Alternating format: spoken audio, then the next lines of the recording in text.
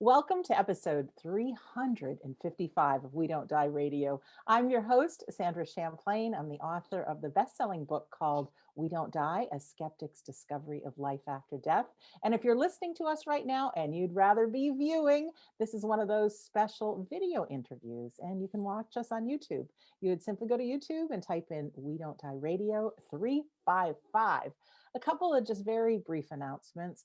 Recently, I was asked to host a new podcast on iHeartRadio in conjunction to the big show Coast to Coast AM with George Norrie. It's a really big deal. They want a show about the afterlife, and it's different than this show. As here, we interview one guest at a time, and there it's kind of like the best of, I put it to you that way. So it's called Shades of the Afterlife. And if you're interested, I think it's a smashingly great program. Go to iHeartRadio.com and just type in Shades of the Afterlife. And that's all there is to it. And I'd love to know what you think. Just beneath the episode, there's a chat box and you can post messages to me if you like.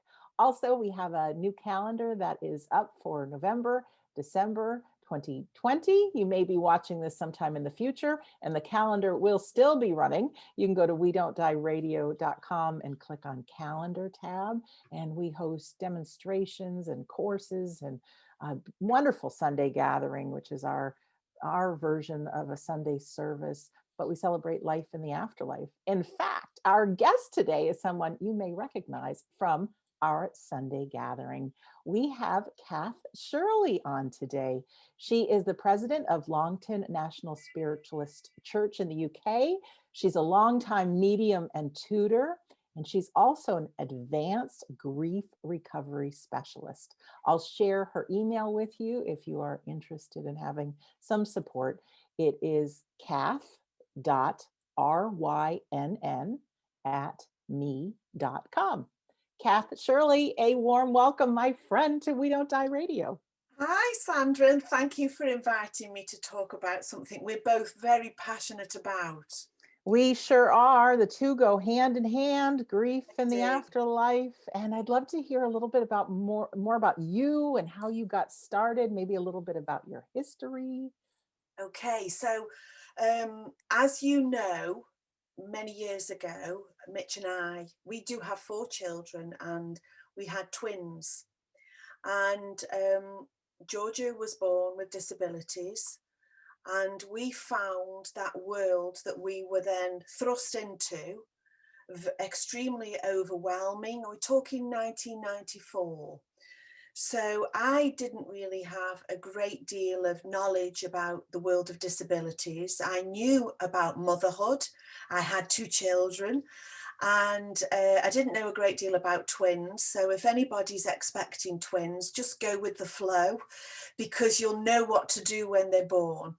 But it became extremely apparent to us in the very early days, there was a huge lack of support for us as parents.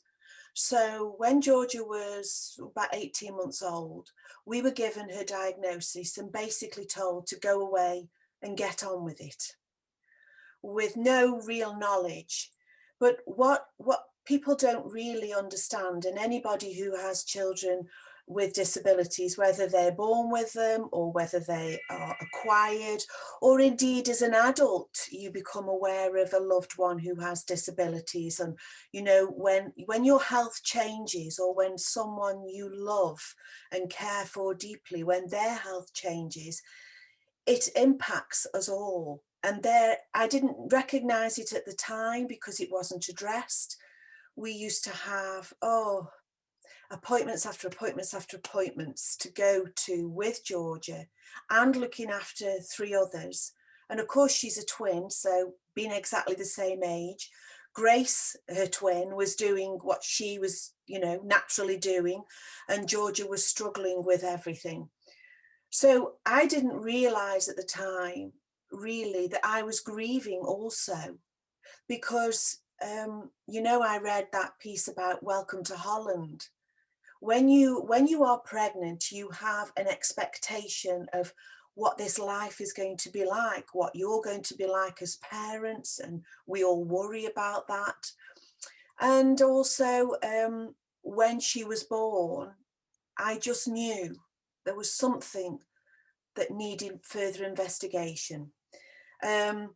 So when she was diagnosed, I was just told, you know, let her be a baby because that's all she'll ever be, which was astounding to me. And that's the medical model. Of course, the social model says, what can we do to overcome all these things? And so we had pediatrician, we had a neurologist, we had physios, we had orthopedic surgeons to go see, we had ophthalmology to go and see, all these different various professionals. And in the middle of all of this, as a parent, I was trying to catch my breath about what does this mean for my daughter? What sort of a life is she going to have? What sort of an outcome after all these, you know, interventions and all these different things? And then it all sort of settled down, but you still don't get time to reflect on what could have been. So you do grieve for a life you thought your child would have, you hoped your child would have. And when it's difficult, which it was, it's really hard to say to anybody, how do you deal with this? How do you cope with this? Because what we do is we bury it all, we push it all down, we don't address it, we don't deal with it. So skip forward to some years later, and I've had grieving moments in my life. I've had moments where I've lost people in my life. So in 2016, my dad was diagnosed with mesothelioma, which is cancer caused by asbestos. And when I went into the room with mum and dad, we saw the scan on the screen, and where I was sitting, I had a front view of the screen and they had a side view which had the cast of the sunshine on it, so they couldn't see properly. And you know when you just know this is awful. And I could see from the scans of his lungs that he had shapes that shouldn't be there. And the lung cancer specialist apologized to my dad and said, I'm really sorry. This is not good. And mum and dad, I don't say they were trying to be cheerful because they were in shock, but they tried to carry on and everything will be fine, which of course I now realize that means feelings internalized, not expressed. That's what fine is, and that's what they did. So Dad, we went through the whole emotion of trying to get treatment and trying to get a full diagnosis. That we went to see a specialist in early 2016, and it wasn't until July that he was actually diagnosed with mesothelioma. And we soon realized that he was at the end stages. And after that, it was a downward roller coaster. There was no up moments at all. And trying to comfort and support your family whilst you know this is all going to be the end of his life. We don't quite know when, but we know that this is what it is. And Dad passed on the 4th of October. And it was, if you could, I don't think you can say anybody has a good death. That's flippant. But I felt so grateful that he was in a place, he was in a hospice where he wanted to be. He was comfortable. He wasn't in pain. And for anybody who's sat with anybody who's passed, I felt really honoured and so privileged to be with him. And yes, it's emotional beyond belief. It is painful. But all the time, you've got people, professionals coming in saying, don't cry when that is all you want to do. This is my dad. He is my dad. He has been there all my life. I am now of an age where I don't, I'm now a grandparent myself, and he's granddad to my children. I don't want to see him go, but I knew also that he couldn't sustain life here. So he did slip away around 6:30 in the afternoon. And then afterwards, it was my mum found it very difficult to show her emotions. I had no problem whatsoever. I openly admit that. Thank God Mitch has big shoulders. I cried and cried until I felt I didn't have any more tears. But I'd also cried like that when Dad was diagnosed. I came home, the house was empty, thank goodness, and I just wept for hours and hours and hours. And so while it was still awful, it's anticipatory grief. You are expecting it, you know it's going to happen, but my gosh, how it hurts. And when people say heartache, until you actually go through that, you don't realize it is an actual pain in your chest, isn't it? And there was times when you feel you can't breathe. This pain is so intense. It's so painful. I cannot breathe. I cannot think about him without that pain. And then Dad's funeral would have been, it was in the 20-something. See, it sort of goes away, doesn't it? It does. It does. I think it was the 22nd, 21st. And then a few days after, my brother's son went missing, and he died by suicide on the 25th. Now, he had and he tried to seek help for his mental health, and I don't know what it's like in the US, but it's not very good here in the UK. Trying to seek help for your mental health, you have to engage. If you don't engage, that help's not forthcoming. But people with mental health issues don't feel they can put themselves forward and feel that on a good day, that's it. I don't want to speak to anybody. So if they don't cooperate in the professional's eyes, then they don't get that help. He desperately needed that help. And so sadly, Josh passed away, and he was 27. And the last time I saw him was at Dad's funeral service. And so it all that also got buried. And so for 4 years, and yeah, I'm a medium. Yes, I understand about the spirit world. Yes, I felt the presence of my dad, which is wonderful. However, there's still this pain. And I'd seen last year, I'd done counselling, as in become one, and I'd done all the work with that. I worked as a mental health first aider. I worked in social services, working with families who are separated for whatever reason. I'd worked with families who don't feel there's any hope in life. So I kind of knew what the answers were, but had never done all the work or found something that I could relate to. I'd been to see a counsellor myself once, and I didn't find it very helpful at all. No offence to anybody who's done it. I think it's what you find works for you. So in no way would I criticise anybody.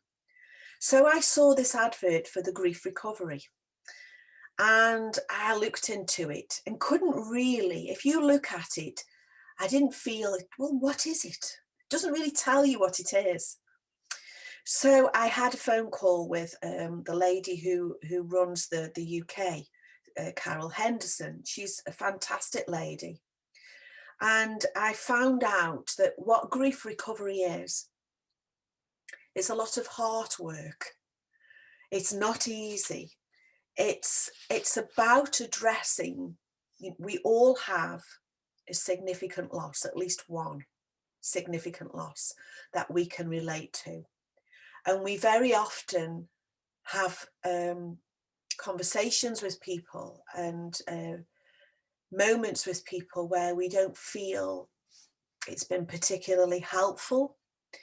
And I can recall when Dad passed, I was told he's in a better place now.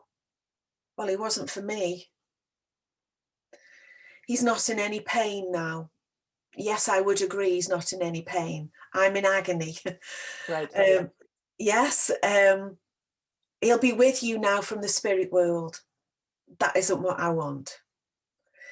When we are in those very raw early days, none of those things, I know that people try to be helpful. They try to say the right thing, but often in saying the right thing, it just really compounds that pain that we feel. We are not supposed to shout back and say, but that doesn't help me. We are supposed to just suck it up and push it down further. Right. And I was also told the first year is the worst. Okay, how does that work? What does that mean? I was also given the 5 stages of grief as some measurement in which to work from. I've since discovered that those are not really helpful either. A lot of the things I was told originally are not really helpful. So I looked into it and I thought, I want to do this. I want to learn, not only for me, but for other people. Because as you know, when you do this work, you become aware more and more and more of the total losses that people are living through. Yes. And enduring. And it is huge. So Mitch and I both signed up to go to Manchester in March to do this program to become grief recovery specialists. And then lockdown came. So we couldn't go. So thank goodness it was put online. And incidentally, it's an American gentleman, John James, who created this. And what it is, if I said to you, there are over 40 losses that we endure in our lifetimes that we don't always recognize as being losses, you know, from very small things to the huge significant losses that we often have that tip us over the edge. So what happens is we pile up, if you imagine all of this is a bucket, and we pile up our responsibilities in that bucket, all the things that we have to do day in, day out of our lives. We also have our childhood losses, whether they are the death of somebody we love dearly, or it could be our pet rabbit or the dog, the goldfish. It could be our bag when we were at school. It could have been our innocence. There are so many losses that we live through. We put it all in our emotional buckets and we push it down, and it doesn't surface until one day, which is what I found, a significant loss like my dad. And then all these other losses come from nowhere. Where does that come from? Why is that suddenly surfacing? And why is it that the things that people are saying to me, and I don't know if everybody else would agree, when we go through a significant loss, that filter that stops us from being totally honest just disappears. Yes, it does. Or goes very, very thin. And we find ourselves saying things, and people say, oh, she's in a mood today. No, actually, you've just really offended me. But because it's okay to say these flippant remarks, I'll just swallow that as well and say nothing. And you know, he's lived a long life. I don't know where that's supposed to help anybody. So there's all these things, there's misinformation that we have to deal with. We have to deal with the G word, which is guilt. We deal with that as well, about if I'd have said this, did I say something that made it worse? What if I'd have said that? So we also have a lot of unresolved communication with our grief. Not everybody has the opportunity to say things to people that you feel, I'm glad I said that, I really appreciate that. And I remember, I mean, my dad, we had some laughs, we really did. The things that for instance, we were called at, I think it was 6ish in the morning, this is it, he's passing away. And I won't go into great detail here, but it ended up that by 9 o'clock, he wanted his breakfast and he wanted a cup of coffee and he wasn't going on that day. And we just sat there, Mitch and I, going, oh my God, this, you know, from going and walking in, and it was so somber, to him saying to me, and by the way, can you get me some shoe buns with fresh cream in when you go to the shop? We had some real good laughs with him as well. He had a brilliant sense of humour, my dad. But you know, the 5 stages of grief, I was told, you know, denial. I didn't deny that he passed. I saw him pass. I was not in denial. Mm-hmm. Anger. I didn't really feel anger. I felt sad, because physically, I'm never going to be able to sit with him again. Bargaining. I didn't do any bargaining with God or anybody, because I knew that he wouldn't be coming back. Depression, I think that depression has its, it comes and goes, but real depression, no, I wouldn't say I was depressed.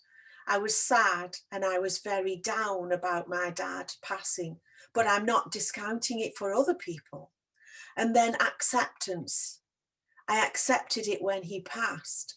But if you put that into the terms that Elizabeth Kubler-Ross meant them, which is when people find out they have a terminal illness, I'm not saying every one of them fit well, but I'm sure that they fit better in those moments. So what I discovered with grief recovery is that from birth, we are not taught how to deal with losses. No, we're not. So we are told it will be all right. It'll be okay. Don't worry. It will be fine. But it isn't. Go away. If you're going to do that, go away into another room and do it by yourself. So from an early age, children are taught they have to do it by themselves. Don't cry. Now, in England, I don't know about the US, but I've heard it said, if you don't stop crying, I'll give you something to cry for. Yes, I've heard that expression. Yes. Yes. So that means that you can't cry. If you're upset, it's not okay. It's okay. I know that you're upset about the fact that your dog has died, but we'll get you a puppy on Monday. So we replace what we've lost, yeah, which demeans our own feelings and emotions. So yeah, we'll just replace that. We all keep busy when we're grieving. That's something that I think universally people do. Yeah. We keep busy. I've been told, well, I can't grieve because we need to sort out the funeral. All these things are things that we've been taught since time immemorial. And I'm sure that the people who teach us these things mean it well. They don't mean any harm by it, but it just perpetuates. So even as children, if a child falls down and the child cries, oh, don't cry, don't cry. So what we are saying is it's not okay to be sad. It's not okay to feel bad, but actually it's normal. It's natural. It is okay. So when we feel at times, you know, with the work that we do with grief recovery, first of all, recognizing and accepting that we do feel bad when we grieve. It is awful. It really is. There's no getting away from that fact. But what also happens, and I heard it last week, which I was very upset about, telling somebody that they'll never get over the death of somebody is a terrible thing to say, in my mind. And I heard it said to a parent who has lost their child, you'll always miss them and you'll never get over it. What they're saying is really that you can't move on, or you can't move forward, should I say, not move on, because moving on suggests you forget them. But when we remember, I mean, I remember my dad with some wonderful memories. I've got some great memories with my dad. Why shouldn't we smile and remember those people with that love? Because that love is real. Those memories are real. So what we're saying is, in grief recovery, what we're doing is we're claiming those circumstances instead of those circumstances claiming us and preventing us from being happy, from preventing us from having a future with hope and happiness within it. So it's not saying that you will suddenly forget people, you won't be sad about them. You know, like I said at the beginning, somebody said to me, the first year is the worst. And you know, the first year was bad, but the second year was even worse, because in my head, I'd set myself up to feeling better in year 2, because somebody had told me it'll be better once you've got all the firsts out of the way. And then when those second years came in, I didn't feel any better. In fact, I felt worse. So do you know what I mean? I do. After my dad passed, thankfully, nobody told me the second year would be better. But it took about 4 years for me when I actually felt almost like a dark cloud lift from me. I mean, I didn't have severe grief the whole time, but I'd actually felt so gloomy. And the only thing I can tell you is like a dark cloud lifted and like something changed. But it's a long time. And then even hearing about somebody else's grief, it would reignite everything, or Yeah, seeing something on the television, or reading a greeting card that just struck a certain nerve, it would ignite it again. yes. And people say time heals. No, it doesn't. It doesn't at all. And the analogy I would give there is, if you have a burst tire, would you pull up a chair and sit and watch it heal itself? No. No, you'd have to do something about it. Yeah. You'd have to take action, and maybe not we would change the tire, but somebody would need to change that tire. So it's a complete and utter falsehood to say that time heals. Time heals all wounds. No, it doesn't. Not at all. And also, someone I know has been told recently that the loss of his wife is the same as this lady's divorce from her husband, and putting it in a way of, I know how you feel. No, Oh that's a my definite gosh. no. Absolutely. No, because you've lost your dad and I've lost my dad, but I don't know how you feel and would never assume to know how you feel. It would be insulting to say to you, Sandra, oh, I know how you feel, I've lost my dad. It's nothing. We can understand the pain of losing anybody. We can understand to a certain extent, but I have no idea how a mum feels to lose their child. I don't know how they would feel, even if that had have happened to me.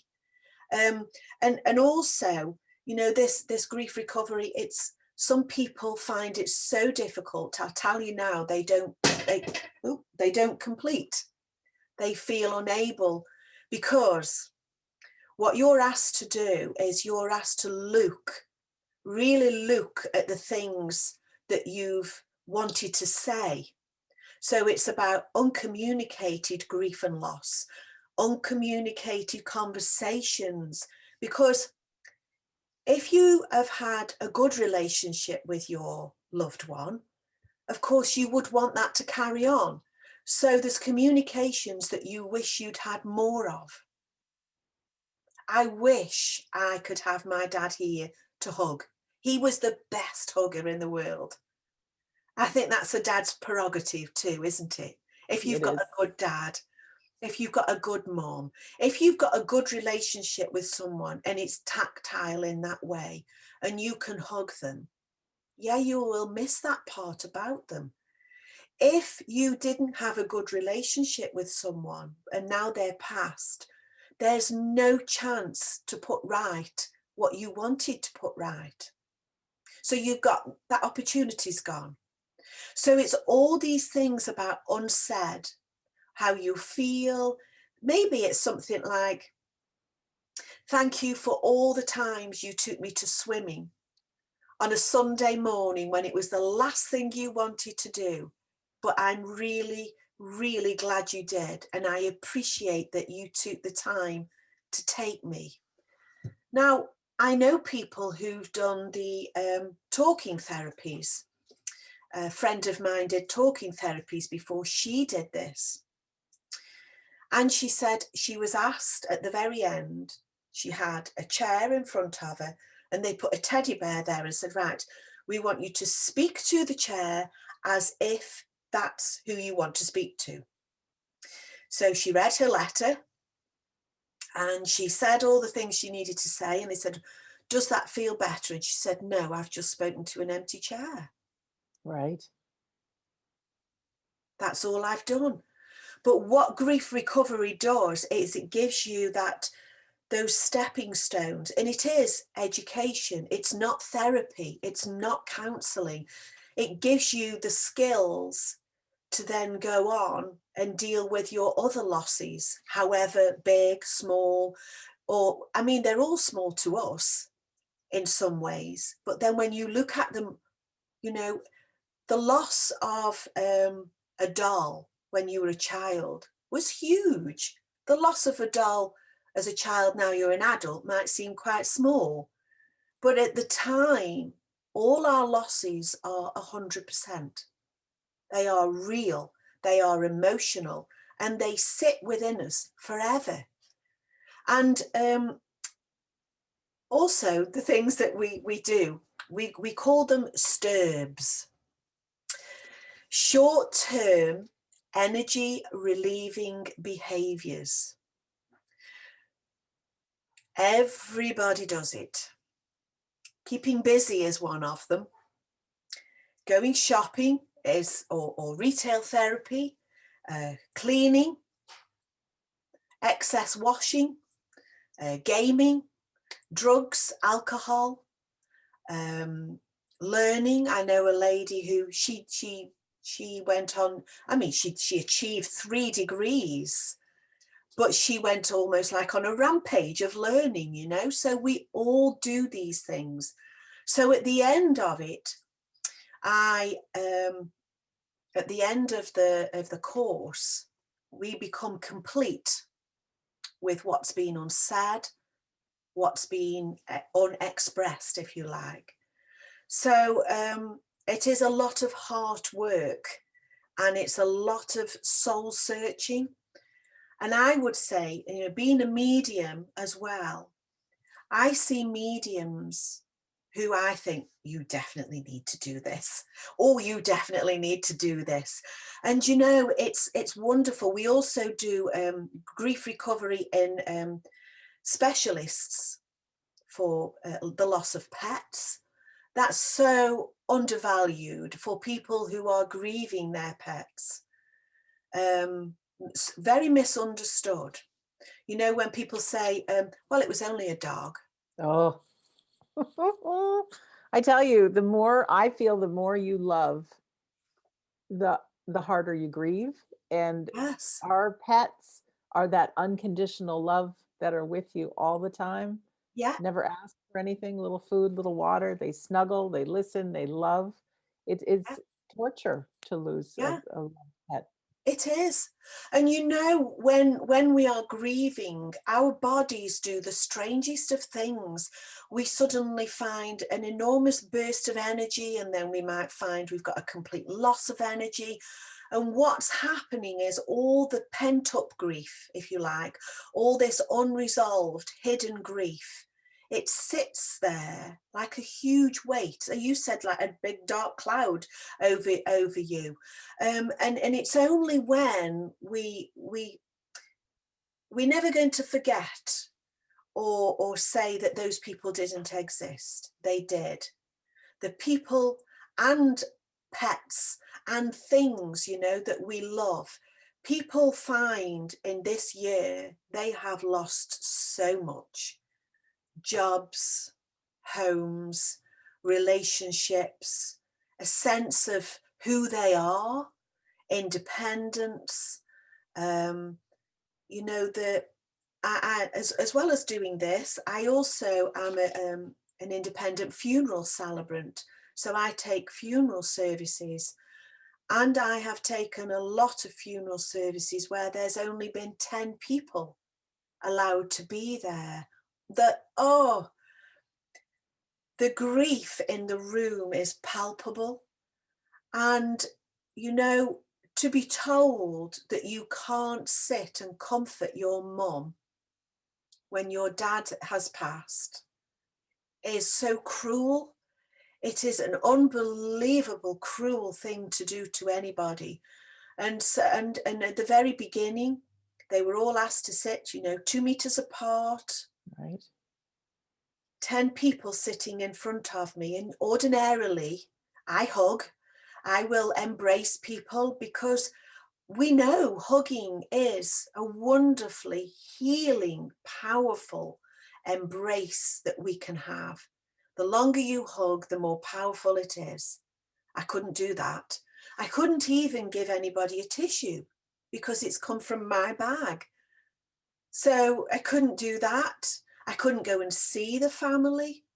So all of these things, you know, makes the grieving process even more difficult and impersonal. And all the things that we take for granted when we are grieving, you know, families come together, we celebrate a life that has lived, a life that's been valuable, and a life that's given so much to the people in front of you. You know, their hearts are bursting with grief, with pain, and with pride because they've known this person, but they're not able to express it. So for me, that was awful. To watch that was terrible at the time. It's a little better, it's not great. We can have 30 now, you know, but I've taken services where there's been over 200 people. Right. And to you know, they've been behind and all around, and it's been the most wonderful show of respect and honor that people, that's how we honor people, isn't it? It is. So when we put it all down and we say, so what's happened in this year, the world at large has grieved and continues to grieve. And I would say anybody can ask me any questions. I don't mind. I don't care what the questions are.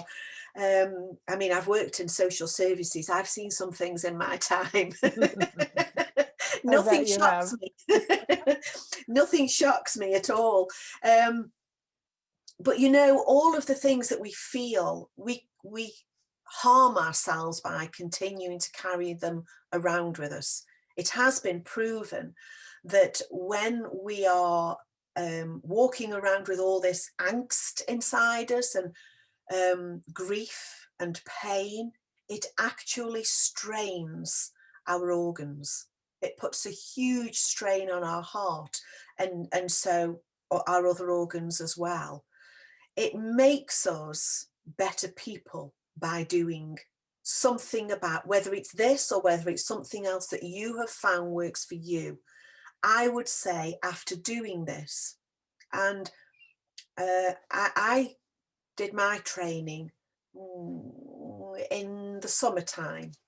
Through Zoom, we did it.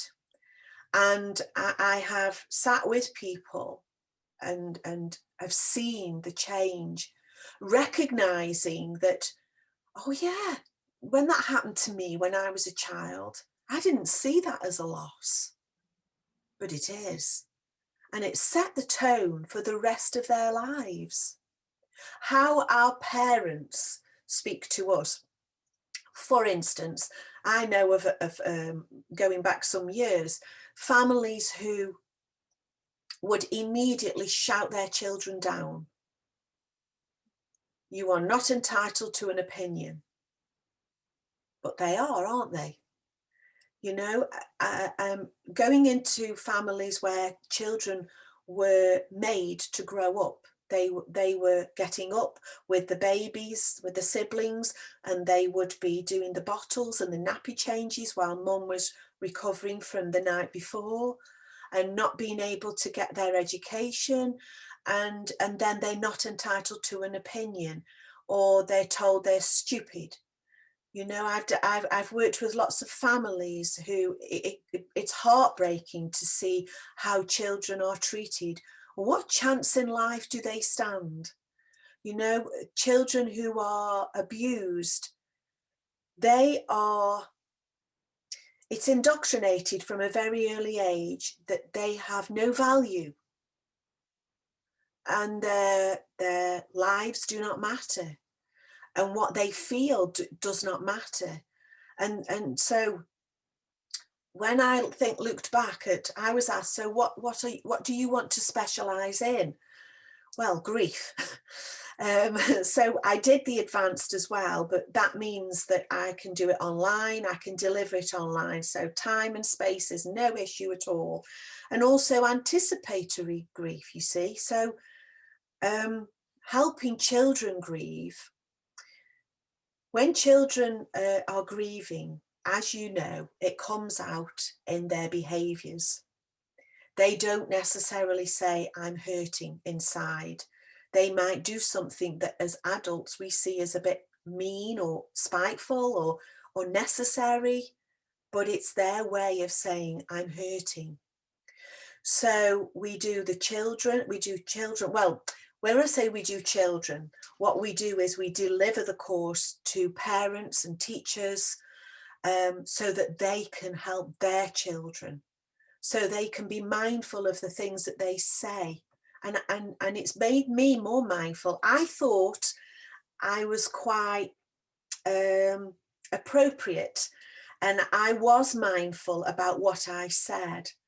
But I'm even more so now. Never, ever, ever will I say, I know how you feel. Because I realize, I didn't do it before, but now even more so. I've met people, you know, when Georgia was diagnosed, quite soon after that, I went to pick up the other two from school. And I was standing on the playground, as you do, as a mum, waiting for the children to come out of school. And a parent came up to me and said, so I've heard that one of the twins is brain damaged. Is that right?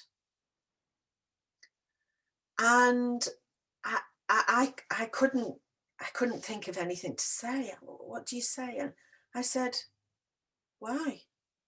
What's it got to do with you? And I've also been told that, well, you've got 3 other children. They don't have any disabilities. Oh, Oh, yeah. no. People are so inappropriate sometimes. Oh.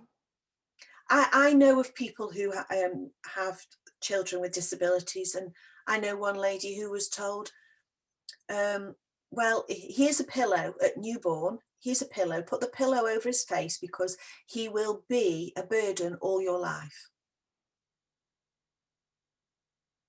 That's Yes. awful. In the 21st century, yes. Yes. I know a friend whose son passed away, and she was told, well, at least he wasn't an only one. So when you think about the things that, the cruel things as well, and unbelievable things that people say, you know, when parents who have had a miscarriage, well, at least you didn't carry them to full term. I don't know why, as human beings, some people feel the need to lessen or diminish or demean someone's grief. Grief is 100%. That pain is 100%. It is so disrespectful to try and demean someone's grief. I don't know how they can live with themselves, to be fair. But these things have been said, yes, real, you know. Well, your father's died, so go out and play. Families who say, no, their children won't be going to the funeral because they won't understand it, but they won't be telling them what's gone on with granddad or what's gone on with mum or dad. And everybody needs a conversation about loss. Yes. When we are happy, when we've had a brilliant day or something, say, you know, somebody's achieved a certificate, or they've just been awarded a pay rise, which, yay, great. Everybody wants to celebrate. It's great. It's wonderful. But when something bad happens, we don't want to talk about it, and we want to behave and pretend it doesn't happen. But it does, doesn't it? What can we say? I mean, I know I have my own feelings on this, and I'm sure you're aligned on it, but what can we say if we have a friend who we know that they've had a loss? I usually say, see, when people say, I'm sorry for your loss, I'd like to finish that sentence off. I'm sorry for your loss. I don't know how you feel, but please know I'm sending my best wishes to you, or my love to you. I wish to send healing to you. You know, just to say, I'm sorry for your loss. It can sometimes sound like an unfinished sentence. It can. I always say something similar too, but also say, I don't know how it feels. But I'm here for you, whatever Yeah, you need. You need somebody I to can't listen. imagine. I'm That's here. another one, is Yes, I can't imagine how you feel, but I am thinking of you and send my prayers to you. Obviously, if people aren't religious, they won't want that. But if you know the person, you'll know what exactly. to say. And, you know, I have said, there are no words. I don't know what to say. Can we talk a little bit about children? Yesterday, when I was driving, there was a news show that was on, and they were talking about children and grief and COVID-19 right now. And I found out there's a very high amount of suicide, even with children right now. There's anger that they're experiencing. They can't go out and play. They can't see their friends. They got to go to school for just a short time, and now in many places they can't go to school. How can parents be with their children? Um, I I know that with the helping children with grief, it's about having those conversations with your child or children and not shutting them up, allowing them to express. Now, children express in many, many different ways. It could be through play. It could be playing a game with them that they enjoy. It could be by an open question. What have you been doing today? What's, you know, if they draw something, so tell me about this. So tell me what you think about that, or what happened. So if they say, for instance, I want to go out to play, I would be very honest and say why they can't go out to play, but what can we do to help? What can, so if you said, I want to go out, but I can't go out. Well, we can't go out, Sandra. I mean, I know that we're miles apart, but it would be great if we could go out for dinner. But what can we do that would be a second best? I know it wouldn't be brilliant. You go get your dinner, I'll get my dinner, and we'll sit and have a chat over Zoom. You know, or we can, with children, I know that there are lots of activities that well, in the UK, there is something called Heart with Ears, and we have these cards. So it's about questioning, what do you think about the news today? So, you know, the national news, the news on the TV. Talk about your children's future. Talk about their education. Talk about what's important to them. Not necessarily what's important to you as a parent, but, you know, asking your children, what's their point of view? They all have one. Absolutely. You know, what do you think about COVID? I'm sure they'll all have something that's negative about it, because it's preventing them from being children. It's preventing them from having their freedom. And if I can just say, this program is the only evidence-based program as well that helps with grief. But it's been shown in schools that by talking and playing and giving your child, I don't mean giving them everything they want and all the attention, but simply sitting them down, or just say, right, let's play. Children talk when they're playing. They do. And one thing that I once did was, if you've got sort of Play-Doh, is to make an animal out of Play-Doh. So as a parent, you would make yours and they would make theirs. But you're asking them, I want you to make an animal of your best friend or whoever, but not yourself, and then tell me why. So I made this little boy. I said, this is you, and this is a lion. It didn't look anything like a lion, Sandra, I have to say. I'm not very good at it. And he said, why a lion? And I said, because you don't rush in. You're very slow and deliberate. You only get what you need when you need it, but you're so protective of your baby brother. And that allowed me to tell him how good he was. Mm-hmm. So if you can do that with your child, and make an animal or draw an animal, you know, and say, this represents you. And they maybe want to do it to you as well. Maybe you don't want to hear what they've got to say, I don't know, but they'll be honest. They will. They will, won't they? You see, yeah. Children's filters are very, very thin, and they do tend to say whatever it is. They do. Kath, I want to, a couple of things, because I do want to get involved and talk a little bit about your mediumship and what you know about the afterlife.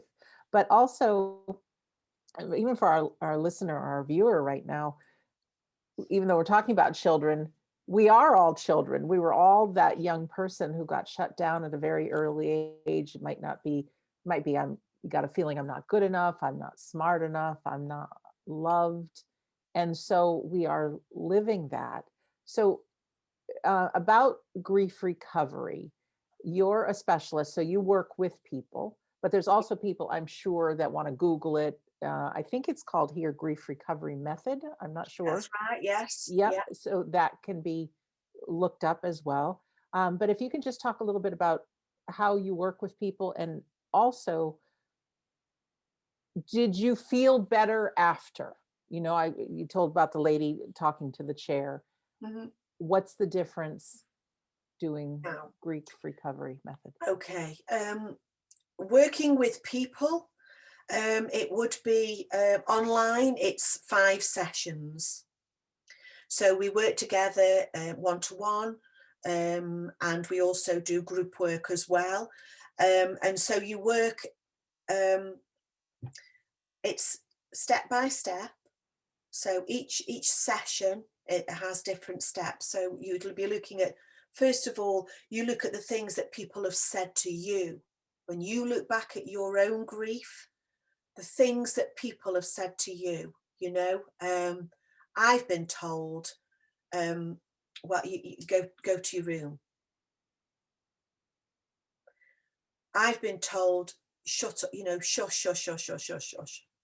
So don't cry, you know. And when somebody's upset and crying, one of the worst things we can do is to try and embrace them immediately, because that stops them from expressing what's going on. So that I understood perfectly well.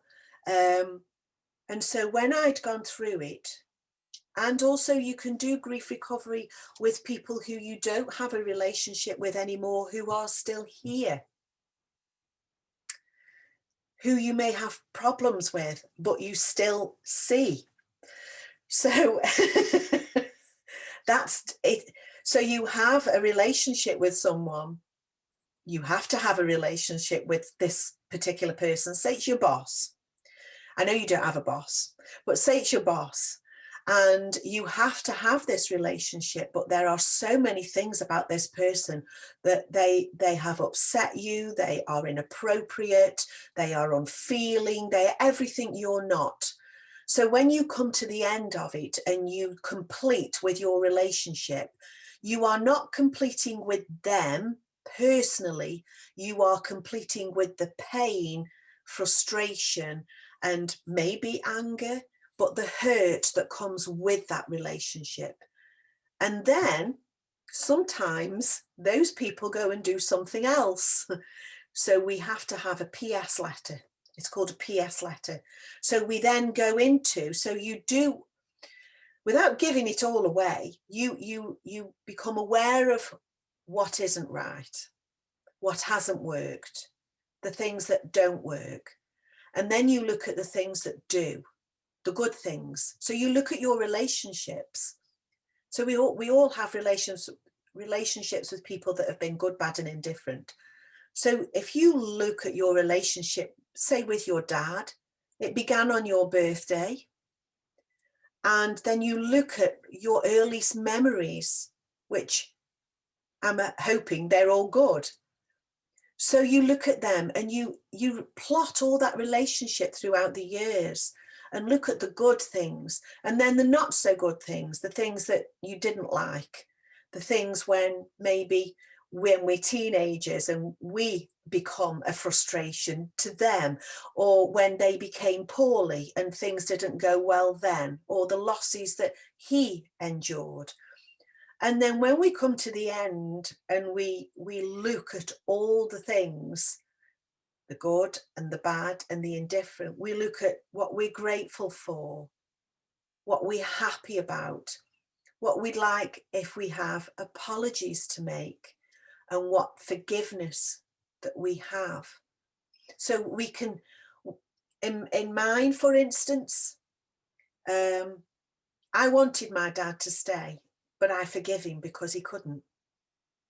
You see?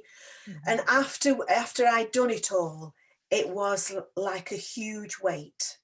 And I've had many of these sessions where I've done all my relationships, and then I've done the end completion part and sat and gone, oh, that feels good.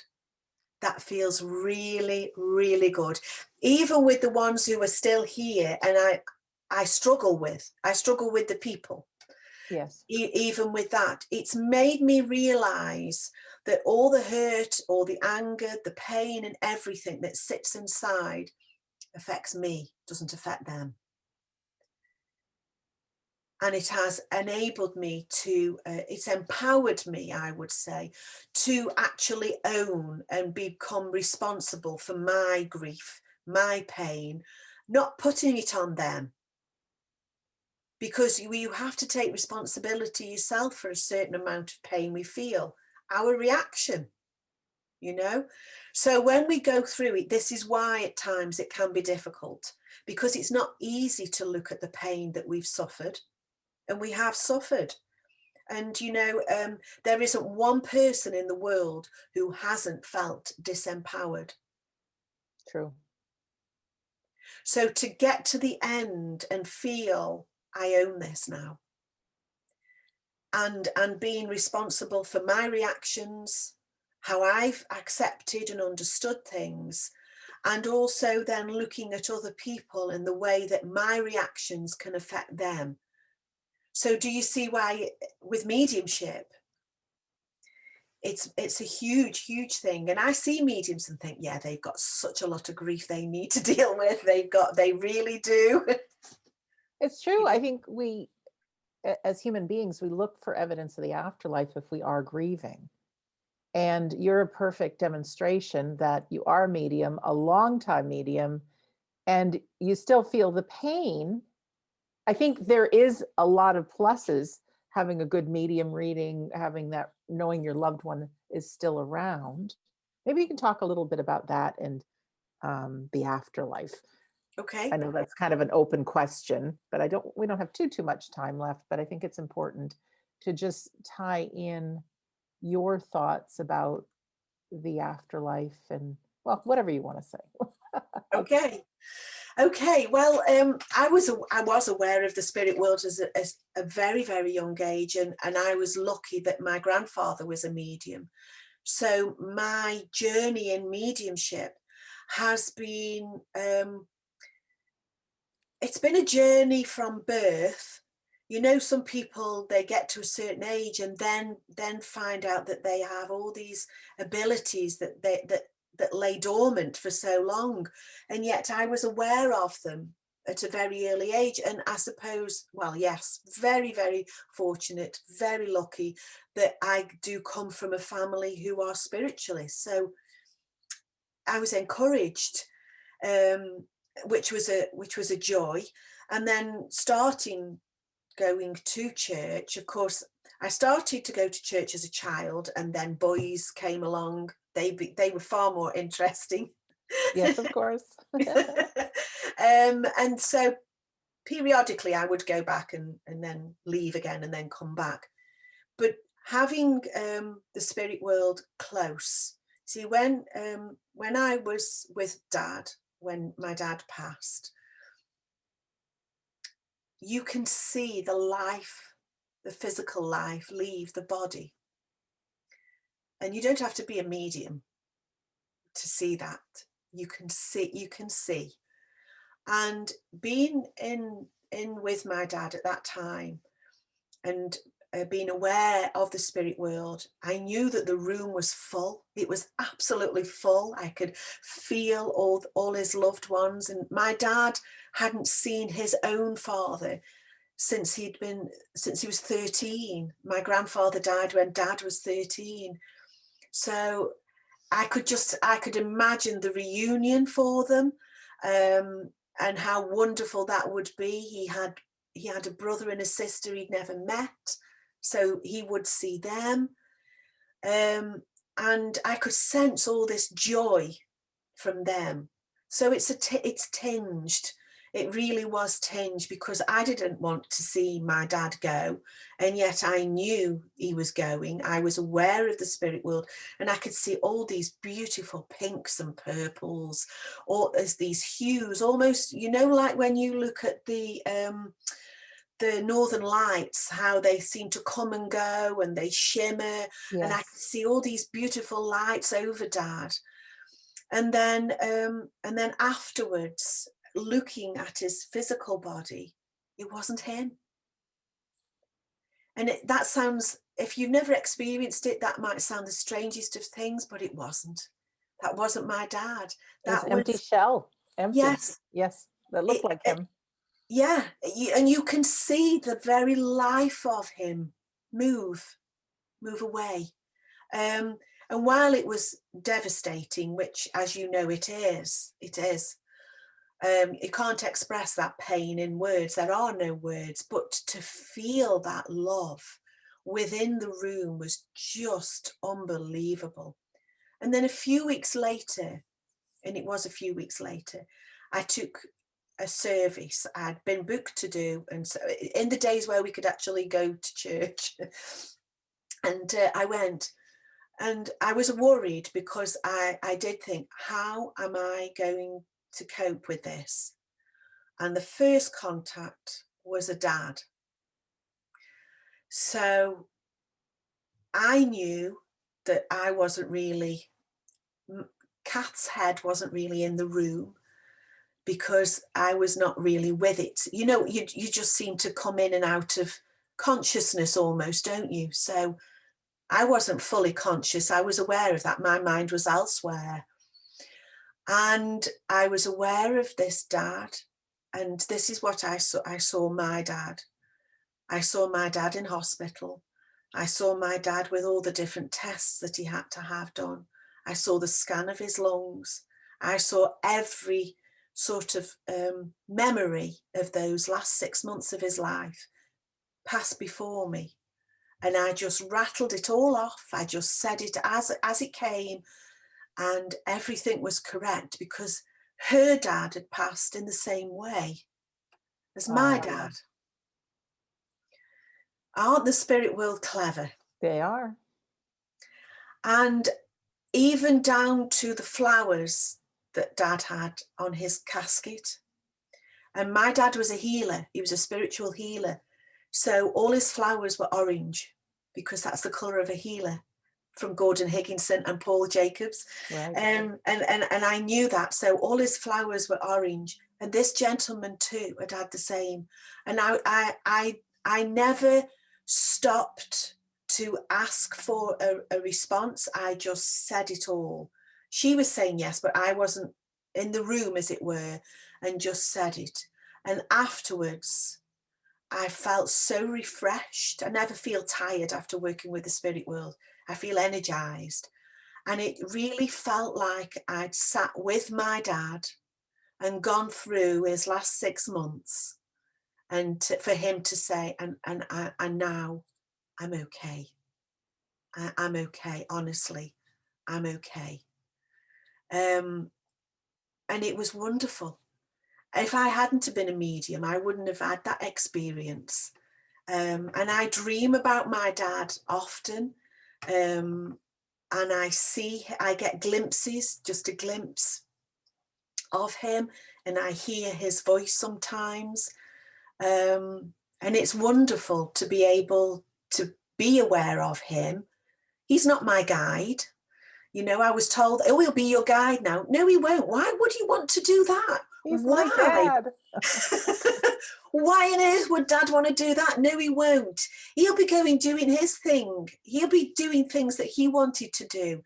But, you know, I'm so grateful to the spirit world for allowing me the glimpses that I see and that I'm aware of, and being able to share what I knew, what I understood, what had been my life for 6 months with that lady. And I know that she understood afterwards when I said I was just relaying everything that had happened to me.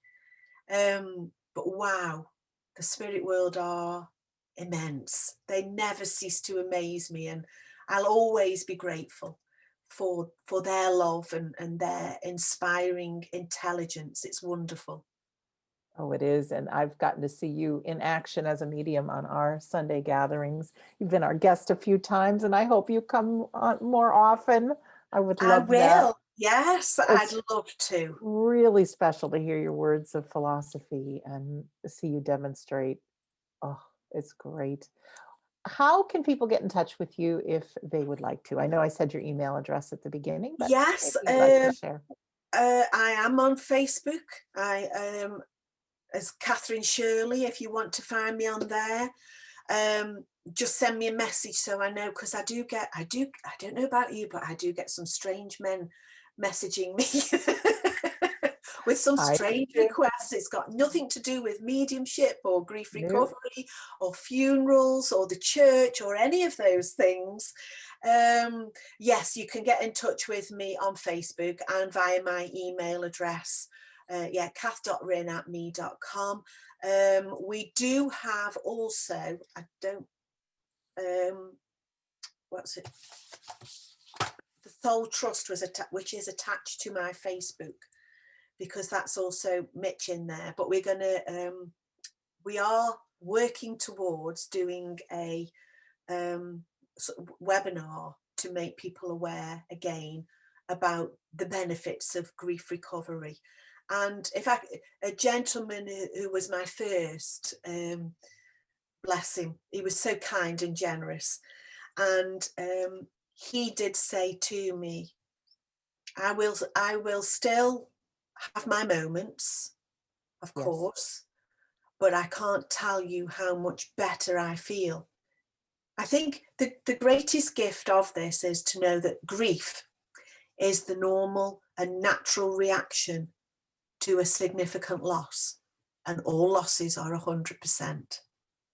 So it for me, it definitely worked. And for the people I've worked with, it has helped them. I know there's a couple who felt, I can't do this, I'm not ready. So you have to be mindful that it can be painful to do it, but you have to get it out. I would say the most painful thing is holding on to it. Absolutely. And speaking of holding on to it, throughout my years of what I've been doing, I've seen people who it's like you die inside. So even though you're alive, it can cause such deep grief that you're dead inside. And I've been able to see people after 30 years be able to release a lot of that and get back with their lives. And Yes. so I know for our listener, our viewer, normally we're talking much more about the afterlife, but what you may not know about me is the only reason I started to share about the afterlife was I wanted to get information out about grief and tie it all together that we don't die and our lives are for a purpose. Nothing, I say nothing will be worse than having your final moments here on earth, closing them, opening them and going, oh my God, I didn't die. I'm still alive. I wish I had done this, and said this, and this. So our life really is about living. And you can contact Kathryn, or you check out Grief Recovery Method if it's something you want to Google.